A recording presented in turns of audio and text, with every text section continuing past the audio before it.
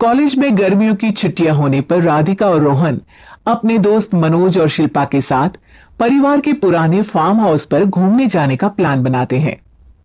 Guys, तुम दोनों को वो फार्म हाउस बहुत पसंद आएगा। बचपन से ही वो मेरी और रोहन की सबसे पसंदीदा जगह रही है।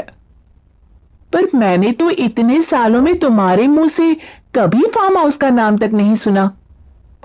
बचपन में फार्म हाउस जाते थे, लेकिन फिर अचानक सबने वहां जाना बंद कर दिया और वजह कभी किसी ने बताई नहीं। पर अब हम चारों मिलकर वहां धमाल करेंगे। इसी तरह बातें करते कुछ घंटों का सफर तय कर चारों शहर से दूर ऊंची पहाड़ी पर बने राधिका और रोहन के फैमिली फार्म हाउस पर पहुंच जाते हैं। वाह यार, ये तो बड़ा ही सुंदर है। पूरा घूमोगे तो और अच्छा लगेगा, लेकिन उससे पहले सब फ्रेशन अप हो जाओ, फिर साइट सीइंग के लिए जाएंगे। राधिका और रोहन अपने अपने कमरे में चले जाते हैं, लेकिन मनोज और शिल्पा घर में घूमने लगते हैं, जहां शिल्पा की टक्कर हॉल के बीचों बीच रखी एक पुरानी लकड़ी की कुर्सी से होती है। तेरी माता, इस कुर्सी को बीच में किसने रखा हुआ है? अरे तेरे स्वागत के लिए भूत ने रखा होगा। तुझे बात ऐसी आ रही है? जब खुद टकराएगा तो पता चलेगा। हाँ ठीक है, पर अभी तो तू इसे साइड में रख दे। शिल्पा कुर्सी को एक कोने में रख देती है और वो दोनों भी अपने कमरे में चले जाते हैं, जिसकी थोड़ी देर बाद चारों बाहर घूमने निकल जाते हैं। इसी तरह रात हो जाती है। फार्म हाउस में वापस आकर वे लोग सीधा सोने चले जाते हैं। आधी रात को मनोज की नींद खुलती है। बड़ी तेज प्यास लगी है, पानी साथ लेकर सोना चाहिए था। हाँ, अब रसोई तक जाना पड़ेगा।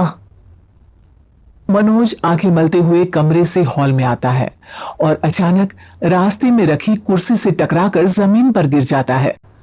अरे मर गया रे दादा। शिल्पा सही बोल रही थी, बड़ी तेज लगती है ये कुर्सी तो, पर इसे दोबारा बीच में किसने रखा? मनोज एक बार फिर उस लकड़ी की कुर्सी को कोने में रख पानी पीकर कमरे में चला जाता है। अगली सुबह जैसे ही चारों की नींद खुलती है तो उन्हें अपने बेड के पास साइड टेबल पर चाय का कप रखा मिलता है, जिसे देख वो खुशी खुशी चाय पीकर तैयार होकर कुछ देर बाद हॉल में मिलते हैं। थैंक यू यार राधिका, मुझे नहीं पता था कि तू इतनी अच्छी चाय बनाती है। वैसे मुझे उस बेड टी की बहुत जरूरत थी।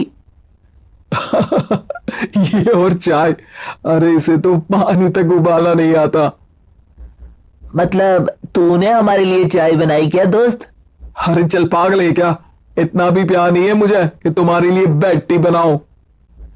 चाय पर यह चर्चा करते हुए मनोज जैसे ही पीछे मुड़ता है तो एक बार फिर लकड़ी की पुरानी कुर्सी से टकराकर उस पर गिर जाता है। हाय रब्बा, अरे चाय छोड़ो, पहले यह बताओ कि इसे बार बार बीच में कौन रखता है?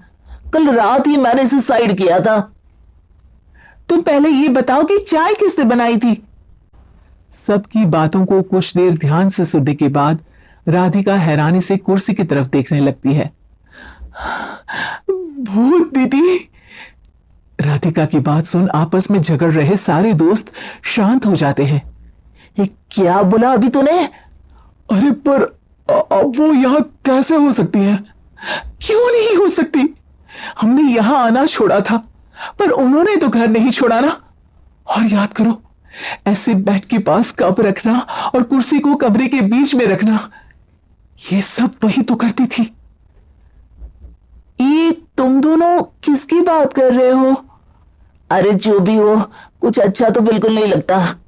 अब देखो, डरने की कोई जरूरत नहीं है। वो सालों से इस घर में रहने वाली भूत दीदी है।